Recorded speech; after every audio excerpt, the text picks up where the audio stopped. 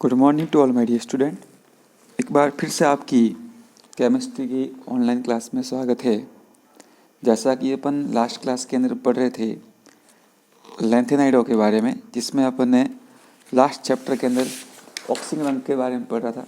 जैसे कि इसमें ऑक्सीजन अंक कैसे होते हैं, इनका लैंथेनाइडों का सामान्य इलेक्ट्रॉनिक विन्यास क्या होता है। मैंने आपको एक चीज़ भी कराई थी कि गैडोलिनियम और ल्यूटेशियम में अंतिम इलेक्ट्रॉन होता है पूरे कक्षक में प्रवेश करता है। ऐसा किस लिए होता है? क्योंकि इसमें अर्धपूर्ण पूर्ण कक्षकों के स्थायित्व के कारण से होता है। फिर ऑक्सीजन अंक के बारे में अपन ने पढ़ा था कि इनके ऑक्सीजन अंक में सामान्य ऑक्सीजन अवस्था कितनी होती है? +3 होती हैं और +2 और +2 ऑक्सीजन अवस्था भी पाई जाती हैं। तो जिनकी ऑक्सीजन अवस्था +3 और +2 होती हैं, जिनकी क्या होती है? ऑक्सीजन अवस्था +3 और +2 होते हैं, वो स्थायी ऑक्सीजन अवस्था प्राप्त करने की कोशिश करेगी। यानी कि +2 को कहाँ पर जाना है? +3 में जाना है ना इसको, क्योंकि ये कैसे आ रही है? +3 ऑक्सीजन अवस्था स्थिर ऑक्सीजन अवस्था है, तो +2 से 3 में जाना है, या +4 से उसको जाना है +3 में। तो क्या करना है? +2 से +3 में, यानी क्या करेगा? इस स्थिति में वो इलेक्ट्रॉन क्या करेगा? इलेक्ट्रॉनों का त्याग क्या करेगा? इलेक्ट्रॉनों का त्याग करेगा। कौन सी स्थिति में? +2 से +3 स्थिति में, और +4 से +3 में आना है, तो ऐसी स्थिति में इलेक्ट्रॉनों का ग्रहण करेगा। क्या करेगा? इलेक्ट्रॉनों को ग्रहण करेगा। यानी कि +3 ऑक्सीजन अवस्था का स्थायित्व +2 और +4 ऑक्सीजन अवस्था से अधिक है, अतः वे +3 ऑक्सीजन अवस्था प्राप्त करने के लिए इलेक्ट्रॉन का ग्रहण या त्याग करेंगे। यानी जिसमें इलेक्ट्रॉन 2 है, जिनमें क्या इलेक्ट्रॉन 2 है, वो इलेक्ट्रॉन का त्याग करेंगे। तो इससे कितने बन जाएंगे इसके पास? 2 से बन जाएंगे 3, क्योंकि ये क्या कर रहा है? ये त्याग कर रहा है। 2 दान किए थे, 3 दान किए थे, दान करने का मतलब त्याग किया। पॉजिटिव चार्ज का बढ़ना, इलेक्ट्रॉन का त्यागना, पॉजिटिव चार्ज का घटना, इलेक्ट्रॉन का ग्रहण करना। तो इसके +4 से +3 आ रहा है, मतलब इलेक्ट्रॉन ग्रहण करेंगे। ठीक है, और इस प्रकार कहते हैं वो +3 ऑक्सीजन अवस्था में बदल जाते हैं। अब तो इसमें आप देखोगे इसी कारण से यूरोपियम, कौन सा? एक तो यूरोपियम और इटरबियम, यूरोपियम और इटरबियम, यूरोपियम और इटरबियम। देखो, यूरोपियम का होता है परमाणु क्रमांक 63 और इटरबियम का होता है परमाणु क्रमांक 70। देख लेते हैं इसका आयतन कोश का विन्यास। लिखा हुआ है जीनोन XE, जीनोन के बाद आपके बन जाएगा जीनोन XE, फिर इसके बाद आपके बन जाएगा 4F7, 5D0, 6S2 यूरोपियम, और इसी के साथ ये बन जाएगा आपके पास इटरबियम। इटरबियम का बन जाएगा 4F14,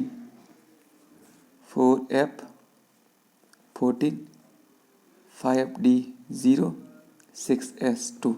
अब यदि इनके अपन सामान्य विन्यास, इनकी ऑक्सीजन अवस्था देखें, क्या देखें? इनकी सामान्य ऑक्सीजन अवस्था देखते हैं, तो इसकी होती है +2 ऑक्सीजन अवस्था, इसकी होती है +2 ऑक्सीजन अवस्था। क्योंकि देखो +2 ही क्यों आ रही है? ये देखो, ध्यान से देखोगे तो इसमें आप इसमें से ही 2 इलेक्ट्रॉन बाहर निकाल सकते हो, 6S2 से। ये 4F7 हाफ फिल है, तो क्या होगा? इसका स्थिति अधिक होगा। ये 4F14 कैसा है? फुल फिल है, इसका स्थिति अधिक होगा। तो क्या कहते हैं ये? अब +2 से क्या करना है? इनको +3 करना है। तो +3 कब होगा? जब करेंगे इलेक्ट्रॉन का त्याग। क्या करेंगे? इलेक्ट्रॉन का त्याग। और इलेक्ट्रॉन का त्यागना मतलब यहाँ पे क्या हो रहा है? देखा जाएगा कि इलेक्ट्रॉन का त्यागना धनावेश में वृद्धि, और जब पॉजिटिव चार्ज जब बढ़ता है तो इसको बोलते हैं ऑक्सीकरण। क्या बोलते हैं इसको अपन? ऑक्सीकरण कहेंगे। पॉजिटिव चार्ज का बढ़ना क्या हो जाएगा आपके पास? ऑक्सीकरण। और जब इसका ऑक्सीकरण होता है तो उसकी उल्टी प्रकृति बनती है अपचायक प्रकृति के।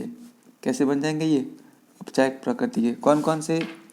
यूरोपियम और इटरबियम कैसे बन जाएंगे? अपचायक प्रकृति। कैसे? यूरोपियम और इटरबियम की ऑक्सीजन अवस्था +2 होती है, +3 करेंगे यानी इलेक्ट्रॉन का त्याग। इलेक्ट्रॉन का त्याग मतलब ऑक्सीकरण अवस्था, ऑक्सीजन अवस्था मतलब क्या होगा? अपचायक प्रकृति बन जाएगी। इस कारण क्या होते हैं? दोनों अच्छे अपचायक प्रकृति के होते हैं।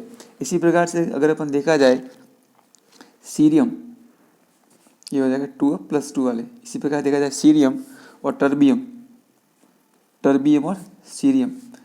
सीरियम का हो गया परमाणु क्रमांक 58 और टर्बियम का परमाणु क्रमांक 65। अब देखो जैसा कि आपको दिख रहा है इनके ऊपर +4 ऑक्सीजन अवस्था लिखी हुई है, यानी कि इनकी सामान्य ऑक्सीजन अवस्था कितनी आ रही है, इनकी दोनों की, इसकी भी आ रही है +4, इसकी भी कितनी आ रही है +4। अपन ने क्या पढ़ा है, स्थायित्व के लिए कितनी होनी चाहिए +3, तो +4 से +3 यानी कि क्या हो रहा है, ये इलेक्ट्रॉन, यानी कि इलेक्ट्रॉन का ग्रहण कर रहे हैं, इलेक्ट्रॉन का ग्रहण करना, या दूसरे शब्दों में कहूँ तो यहाँ पे क्या आ रही है धनावेश में कमी। इलेक्ट्रॉन क्या कर रहे हैं, वो इलेक्ट्रॉन एक्सेप्ट कर रहे हैं, या क्या हो रहा है इसमें धनावेश में कमी आ रही है। पॉजिटिव चार्ज में डिक्रीज इन पॉजिटिव चार्ज, +4 से +3 हो रहा है, पॉजिटिव चार्ज कम हो रहा है, डेफिनेटली दिख रहा होगा। तो जब पॉजिटिव चार्ज कम होता है तो एस को, इसको अपन बोलते हैं, इसको बोलते हैं अपन अपचयन। क्या बोलते हैं अपन, अपचयन। इसको बोलते हैं रिडक्शन। और रिडक्शन हो जाएगा, उसकी अपोजिट प्रॉपर्टीज उसको बोलेंगे ऑक्सीकारक। क्या बोलेंगे इसको अपन, ऑक्सीकारक, या इसको बोलेंगे oxidising agent, oxidising agent, oxidising agent. ऊपर क्या हो जाएगा, ये हो जाएगा आपके पास ऑक्सीडेशन, किस किस के अंदर, यूरोपियम और इटरबियम के अंदर, यूरोपियम और इटरबियम ऑक्सीडेशन होगा, और इनकी प्रॉपर्टीज बन जाएगी रिड्यूसिंग एजेंट की। कैसी बन जाएगी, रिड्यूसिंग एजेंट की प्रॉपर्टीज बन जाएगी। जबकि इसमें क्या हो रहा है, सीरियम और टर्बियम में +4 से +3 हो रहा है, इलेक्ट्रॉन को ग्रहण कर रहे हैं, यानी कि नेगेटिव चार्ज में पॉजिटिव चार्ज में कमी। इसको क्या बोलेंगे, अपचयन। अपचयन का मतलब ऑक्सीकारक एजेंट, यानी इस प्रकार से बनते हैं। लेकिन कुछ एलिमेंट ऐसे भी होते हैं जिनके अंदर +2 +4 ऑक्सीजन अवस्था भी पाई जाती है। जिनमें क्या होती है +2 और +4। इनके अलावा का मतलब यहाँ पर किससे हो रहा है, इन चारों के अलावा अन्य, इनके अलावा अन्य तत्वों में +4 +2 ऑक्सीकरण अवस्था भी पाई जाती है। क्या होती है इनके अलावा, +2 +4 ऑक्सीजन अवस्था भी पाई जाती है। लेकिन इनमें 4f0 4f14 या 4f7 विन्यास नहीं पाया जाता।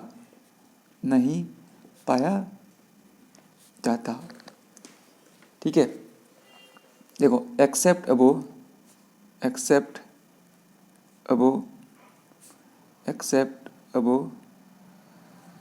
ठीक है, other element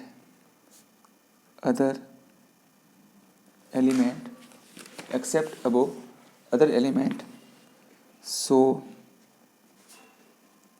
+2 +4 oxidation state, but they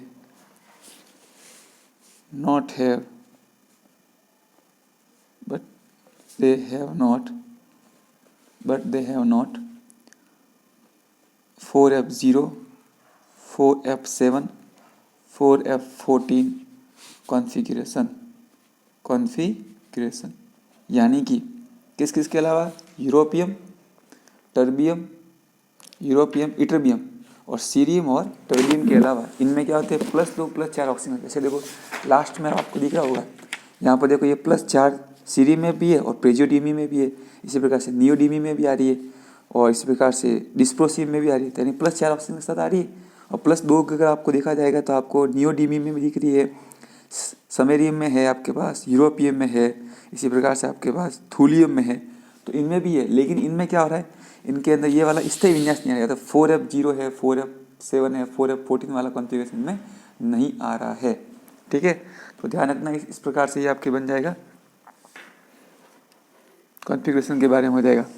ठीक है, जैसे कि कौन कौन से, अगर मैं आपको एग्जांपल दूं कौन कौन से है, तो जैसे कि एक तो बन जाएगा आपके पास प्रेस्मोडीमियम में क्या आ रही है, +4 ऑक्सीजन अवस्था आ रही है। कितनी आ रही है, +4 ऑक्सीजन अवस्था।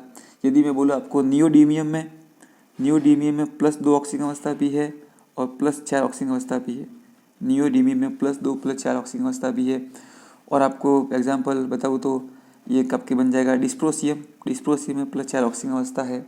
इसी प्रकार से अगर मैं आपको बोलूँ थूलियम तो थूलियम में +2 ऑक्सीजन अवस्था है, यानी कि इनमें क्या रहा है, ये अपवाद आ रहा है, क्या आ रहा है किन में, यानी कि ये चारों के अलावा इनमें +2 + ऑक्सीजन अवस्था भी पाई जाती है। किन में, प्रेजियोडीमियम में है, नियोडीमियम में है, और आपके क्या बोलते हैं डिस्प्रोसियम में है, थूलियम में है। लेकिन इनमें क्या हो रहा है, इनका विन्यास में 4f0, 4f14 या 4f विन्यास नहीं पाया जाता है, ध्यान रखना, नहीं पाया जाता, नहीं पाया जाता, ठीक है, वो नॉट हैव नॉट, ठीक है, नहीं पाया जाता है ये वाला विन्यास। अब क्योंकि आपके रासायनिक अभिक्रियाशीलता इस साल आपके बोर्ड के पेपर में से हटा दी गई, इसलिए अपन नहीं पढ़ेंगे। तो इसके बाद आगे अपन देखते हैं लैंथेनाइडों के सामान्य अभिलक्षण। लैंथेनाइडों के सामान्य अभिलक्षण। लैंथेनाइडों के सामान्य अभिलक्षण। अब इसके जनरल कैरेक्टर कौन कौन से हैं? जनरल कैरेक्टरिस्टिक्स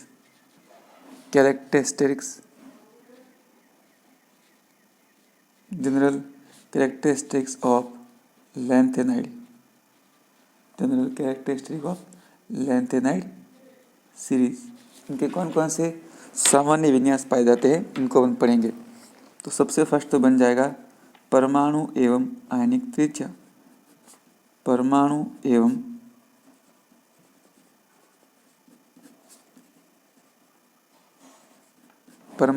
आयनिक त्रिज्या, atomic and ionic radius. Atomic and ionic radius. Atomic and ionic radius. देखो इसमें क्या होता है, इनमें क्या होता है, परमाणु एवं आयनिक त्रिज्या, तो इनमें क्या होती है, आकार में कमी आती है। इनके कुछ अपवाद दे रखे, लेकिन क्या होगी, इसके बावजूद इनके आकार में कमी होती है। इनके आकार में क्रमिक कमी होती है। इनके आकार में क्रमिक कमी होती है, ठीक है।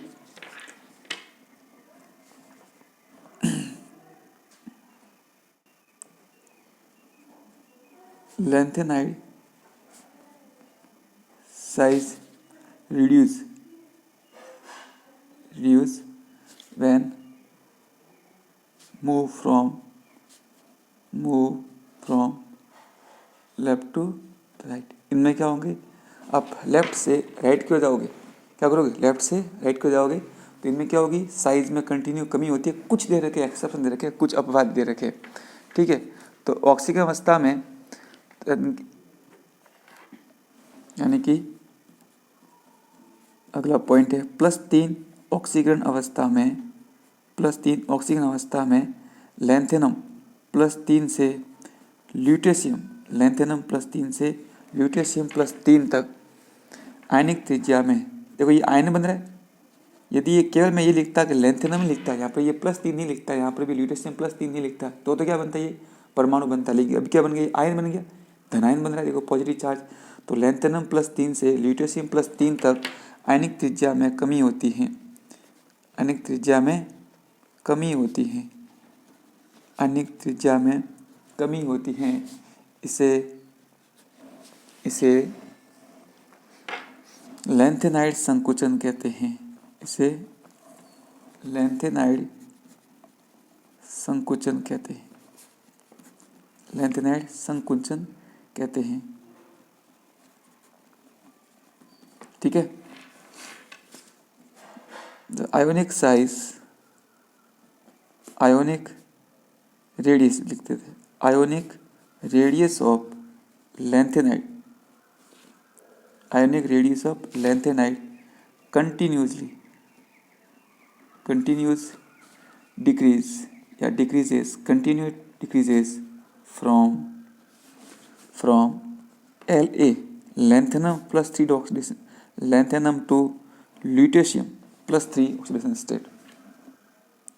It is known in +3 oxidation state, इसमें +3 ऑक्सीजन अवस्था में, it's called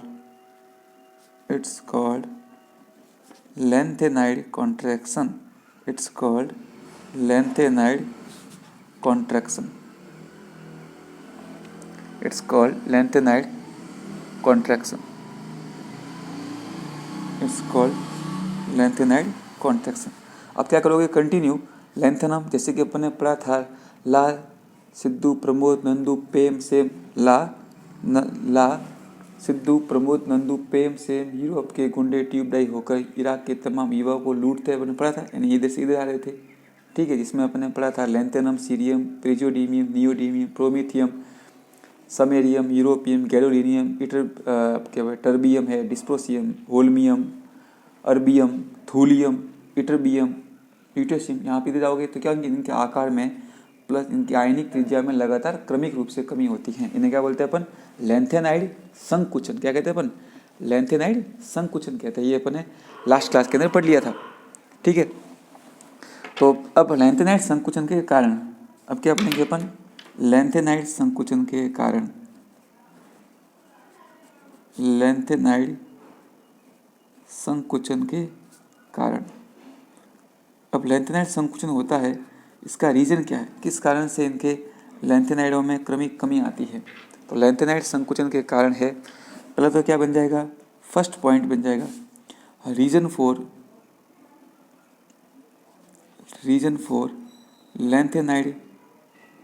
for lanthanide contraction.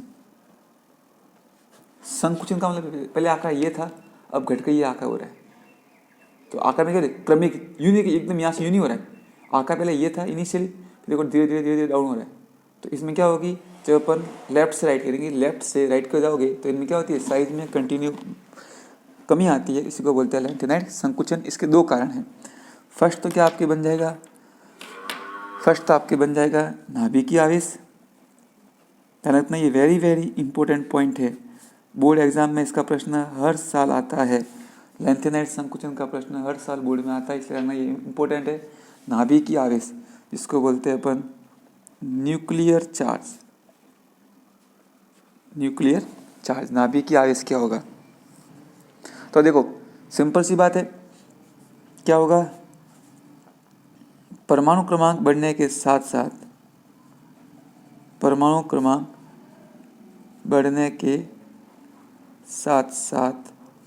नाभिकीय आवेश का मान बढ़ता है। परमाणु क्रमांक बढ़ने के साथ साथ नाभिकीय आवेश का मान बढ़ता है। नाभिकीय आवेश का मान बढ़ता है। एवं साथ ही पूर्व उपांत्य कोश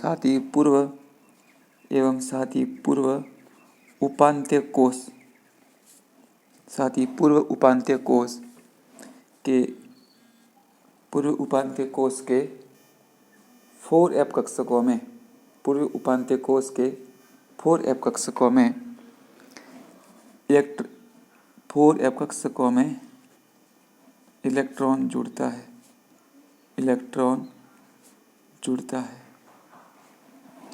ठीक है,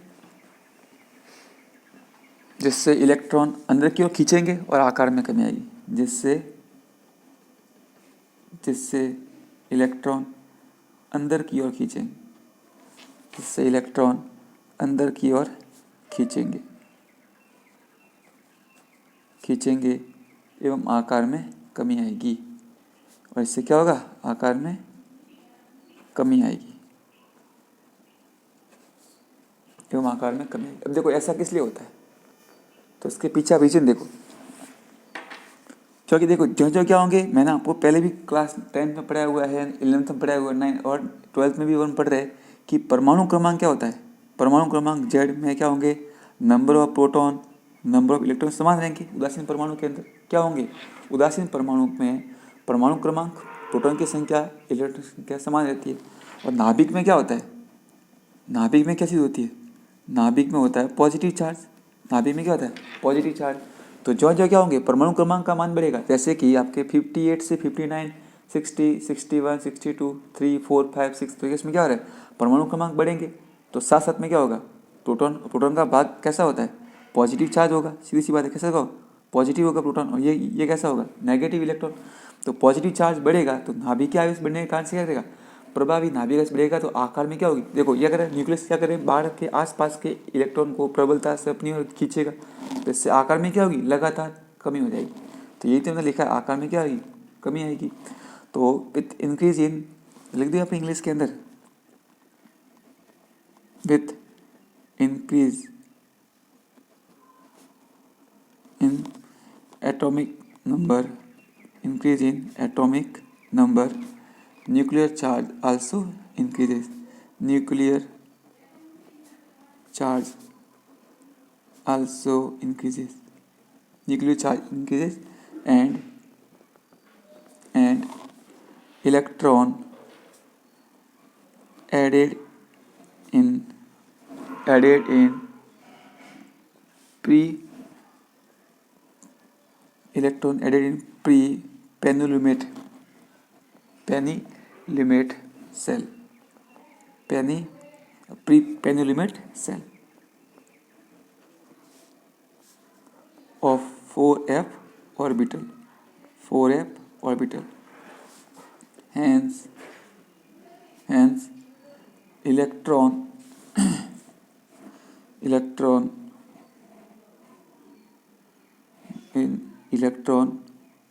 attracted strongly by nucleus and radius decreases.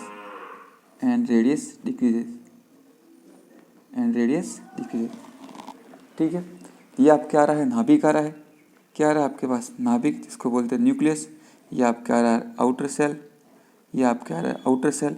अब सीधी सी बात है, जब घर में आपके जो भी मेंबर है अगर वो पावरफुल होगा तो क्या होगा, आपका पूरा परिवार साथ में रहेगा, यानी कि एकदम क्लोज रहेगा। और यदि क्या होगा, आपके पास जो मेन आदमी है उसकी कंट्रोलिंग कम होगी तो क्या होगा, वो आपसे परिवार दूर हो जाते रहेंगे। तो इसमें यही कह रहा है, जब क्या होगा, नंबर ऑफ एटॉमिक चार्ज बढ़ेगा, एटॉमिक नंबर बढ़ेंगे तो क्या होगा, ये है इफेक्टिव न्यूक्लियर चार्ज, ये बढ़ेगा, इस कारण से साइज में कमी आ जाएगी। फिर दूसरा इसमें पॉइंट बन जाता है, दूसरे पॉइंट को हम बोलेंगे परिरक्षण प्रभाव। परिरक्षण प्रभाव उसको बोलते हैं शील्डिंग इफेक्ट। ठीक है, शील्डिंग इफेक्ट क्या होगा, देखो अब क्या होगा, मान लो कि ये एक इलेक्ट्रॉन है जो कहाँ दे रखा है, यहाँ पर दे रखा है, एक इलेक्ट्रॉन यहाँ पर दे रखा है। तो जब इलेक्ट्रॉन क्या होगा, क्योंकि अपन यहाँ पे क्या है इसको, तो ये इलेक्ट्रॉन अंदर वाले कोष में भरा जाएगा, बाहर वाले कोष में तो आ ही नहीं रहा है, इलेक्ट्रॉन कहाँ आ रहा है, अंदर वाले कोष में आएगा। तो जब इलेक्ट्रॉन अंदर वाले कोष में आएगा तो अंदर वाला इलेक्ट्रॉन बाह्यतम कोष के इलेक्ट्रॉन करेगा, उसको प्रतिकर्षित करेगा। भाई ये आपके पास इलेक्ट्रॉन है अंदर वाले कोष का, इनर सेल में, ये आपके इलेक्ट्रॉन आ रहा है आउटर सेल में। अब इनके मध्य क्या होगा, रिपल्सन, इनके मध्य क्या होगा, प्रतिकर्षण होगा, इनके मध्य क्या होगा, प्रतिकर्षण होगा, सीधी सी बात है। तो जब क्या होगा, प्रतिकर्षण होने के कारण से ये क्या होगा कि फिर से आकार में वृद्धि होगी। तो ये तो अपने क्लास 11 में पढ़ा हुआ है। तो इनके कारण से आकार में वृद्धि होती है, के कारण से क्या होती है, आकार में वृद्धि होती है, क्योंकि किस लिए होगी आकार में वृद्धि, क्योंकि इलेक्ट्रॉन के मध्य प्रतिकर्षण उत्पन्न होगा। ठीक है, तो यहाँ पे क्या हो जाएंगे, atomic size increases due to electron repulsion. ठीक है, तो यहाँ आ जाएगा आपके पास atomic size increases due to electron